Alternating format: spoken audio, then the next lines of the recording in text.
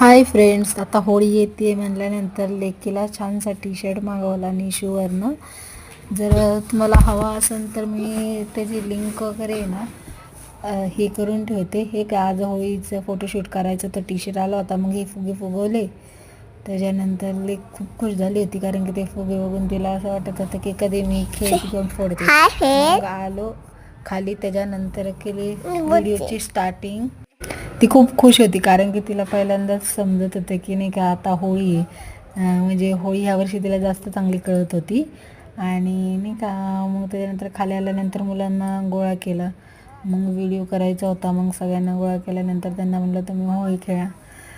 तर चालू होतं होळी खेळणे. पण एक सांगू का, कारण की कसं असतं व्हिडिओ जेव्हा आपण बघतो ना त्यावेळेस असं वाटतं फक्त हे आपल्यासाठी 5 मिनिटं 10 मिनिटाचा हे कालावधी असतो असं नाही.